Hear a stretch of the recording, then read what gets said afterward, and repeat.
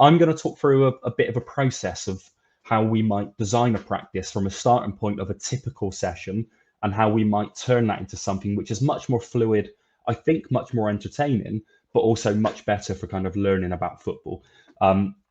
Gaz, I'm going to use you for that. So I'm going to use you as my participant, as my player in the practice. And coaches, if you do have any questions, please can you pop them into the chat and we'll try our best to help. So this is the session that we've got. This is the start point. So I see this quite a lot when I'm out and about working with coaches. The blue with the ball now will pass the ball to the orange. The orange will receive the ball. So we've got some passing, we've got some receiving. What the orange might do can change. They could turn around through the cones and they can pass it directly to the blue and we can continue in a straight line. It might be that they have to dribble around a cone and then pass it down to the blue and then we continue that cycle. So basically passing in threes, passing, receiving, and then turning. What we're going to try and do is adapt this game as we go. So first of all, this is typical of what we see. Everyone gets their own box each, their own rectangle each. Gaz, you are this player in the middle. So you are this orange in the middle.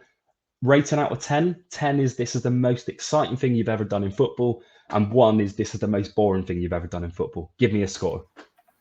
Probably going to give you about 2-3 max. Okay, a 2 or 3. And how long do you think you can do this for until you get really bored? My attention span's not greatly, to be honest. So you're looking at about 35 seconds max. Okay, that's quite high. That's higher than mine. If you're the orange in the middle, just give me one bit of skill that you're practicing. I think you talked about passing and receiving, but it might be receiving to be able to play forwards quickly, for example. Okay, excellent. Now, what about if we modify this? So instead of everyone having their own rectangle, we've now merged some pitches. So you're still the orange, you're still that orange in the middle, but you've now also got another 3 on the same pitch as you. And what might happen is you might pass it in a straight line still. So you might pass it from top to bottom. But equally, if you look at what the blue's done, the person in the middle can move. So that might mean you might crash into whichever if you're not looking. You have to avoid whichever, but also you have to have some movement in the middle, which means you're turning in a different way. So how different is this for your engagement? And also, what else are you learning in terms of your skill? Well, first of all, I'm having to think about the different spaces around me that I can receive the ball. I'm having to think about the player around me so I don't crash into them. I'm having to think about probably my receiving priorities. So can I turn without crashing into that player? Or do I need to maybe play backwards actually because it's not on to play forwards, for example? So it's helping me understand the situation in the moment of the game when I receive that ball. Excellent. Thank you, Gaz. Now we're going to change it slightly more because what we're now going to say are the players on the outside also must move after they release the ball. So if we look at the picture now, we've got the oranges and the blues on the outside are stationary, but now they're going to move. How does this change the practice for you as a player? Well, it's added a little level of complexity because I now need to see where that next pass is going to go. So I've got to think about maybe having a little look before maybe I receive the passes to where I want to play. So I almost need to be one step ahead of where that player is and where that ball's going to go. Excellent. Do you think this is more fun than if I reverse back slightly to here? Would you say that this is more enjoyable for you or less enjoyable? It'd be more enjoyable for me because I think it's more challenging for the player. It's also more relevant to the game as well. Okay, excellent. Now we're going to build this on slightly more. So now we've got one massive pitch and we've got everybody on the same pitch together, everyone passing the ball through. But remember, if you're in the middle, you're moving. If you're on the outside, you're moving. Now that looks really easy, but if we then mix this all up, if you're that orange player, what's different about this practice for you, Gaz? Well, it's chaotic. The decision making now has gone up tenfold. So I now even need to think about bigger spaces, timing of the movement, having that little bit of a scan to see where that space is and where the player is that I might need to play to. There's just a lot more complexity in terms of the decisions that I need to make to be able to retain possession of that ball and also make a successful pass to my other orange player. So one thing I'm going to do with you as a player is I'm going to say, if you're in the middle, I'm not going to put any rule on you that you have to move for the sake of moving because that's a bit fake. But I'm going to say to the players on the outside, they must move. And your challenge now is, can you see the player you're receiving from and can you see the player you're passing to? So what might you need to do to be able to see both players? Probably need to open my body shape up a little bit to be able to see where it's coming from and where I want it to go. But also if the movement of the players who I'm playing to let's say they drop in slightly narrower, so it's harder to see them. I might need to move backwards or move away from the ball rather than go towards the ball all the time. Okay, I'm just going to bring you in just as a pause point here because a few people are saying about the we're adding complexity as we go. So if this is under eights, if this is children, if these are inexperienced players, would this, because obviously you coach grassroots football under eights, would this work, or how might you need to adapt it? Yeah, I think that absolutely would work for the players, and I think it helps with the level of understanding by starting really simple.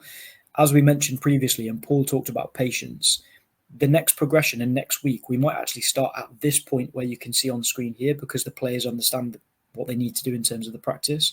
So starting off really simple, the next week we might just add that extra layer, and hopefully, because the previous week they've had a go at it, they might be able to gain more success quicker by repeating that practice as well.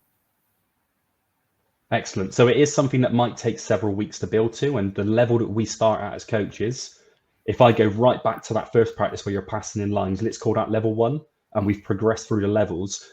I think the skill that we need to have as a coach is pitching the level that we start at. So we're not just randomly starting at level 1 for the sake of it. We might start at this point, or you might have players where you think, actually, this is too complicated, I'll go back slightly.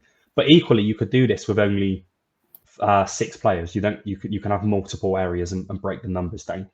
What does this look like in reality? So again, yeah, we have got some organized chaos, which is great because that's what a football game looks like. So that's what we need to work towards as coaches. So we've got the orange in the middle, and this is what I really like about the practice now. For the orange in the middle to get the ball, they might need to drop a little bit deeper and not stand in the middle because this blue might be blocking them. Or we might have the yellow that is going really far away because they're recognizing that's where the space is. So now, rather than just playing in a straight line in the middle, they're now recognizing when do they drop a bit deeper, when do they go a bit higher, how far left and right might they go. Now, Gaz, a quick question. If I do this, how does it change the practice for you, both in terms of enjoyment, but also in terms of what you're learning? Now I need to see 360 degrees. So now I'm starting to think about, that scanning is a really important skill to be able to see where that player's gone. The movement probably is a little bit more important to be able to see both players, where it's coming from and where it's coming to. Also, you've changed almost the size of the area, but the shape as well. So it's probably a bit more congested, and therefore it might mean that I need to make probably better decisions and quicker decisions in a tighter space to gain more success. So that 360-degree thing is really important. The players have to constantly look behind them, to their right, to their left, and in front of them. So if you've got players who are inexperienced, younger, I would suggest that you start at this level, but you think about how you simplify this level. So it might be that you've got fewer players on the pitch. It might be that they've got a bigger space to work in, so they're not crashing into each other. If you've got more experienced players, you might put lots of players on the pitch. Other things you might do, if we want to, in fact, coaches, I'll ask you to put some suggestions in the chat. If you want to spice this up a little bit, if you want to make this more challenging, what else could you do? So one thing that I suggest, Gaz, what about if, let's say this red here, misplaced that. What if I say this red here is now a defender? How does that change the practice for you? We've gone from an opportunity where I'm always gaining success or getting probably a higher amount of success because I've got no opposition. But now you've added in some defender, which potentially can steal my football, and I want to protect my football and give it to my teammate. So it means that I have to make, good decisions. I need to make sure that the skills that I've been practicing lots of previously are now executed perfectly, so that I know when I can turn, because I might have a defender behind me or near me, or I might have loads of space that I can then take the ball into that space to be able to play to my teammate. Now, an emphasis that we're not saying you have to take 4 touches as a rule. We're saying add a defender, because the player might be able to play 1 touch, the player might be able to play 15 touches. It really depends on what pressure they're under, and they can decide that, which allows them to experience and develop a variety of skills. Now, if you become this defender, Gaz, through rotation, you win the ball back. Now what? If you just have to give it back, surely that's really boring. So what would you like to do once you've won the ball back? Well, I'd like some sort of task, and we see it a lot in coaching, where often if I was the red defender, sometimes the practice might stop, but it doesn't really help learning, because actually what we want them to do is to be able to go and do something with the ball once they've won it. Can they go and attack a goal? Can they run the ball outside the area and score a point? Can we make it what we call goal orientated? So can they try to achieve something because they've worked really hard, or I've worked really hard to win that ball back?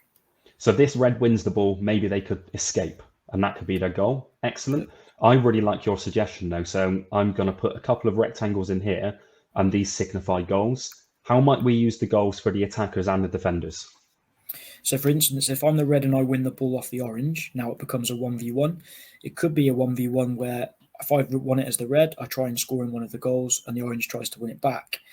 Another opportunity could be that another player drops in. Depending on the group, it could become a 2v1. So now we're linking it to maybe the overloads and the underloads that we talked about at the start of the session. Excellent. And we can continue with this conversation throughout, because we could have goals.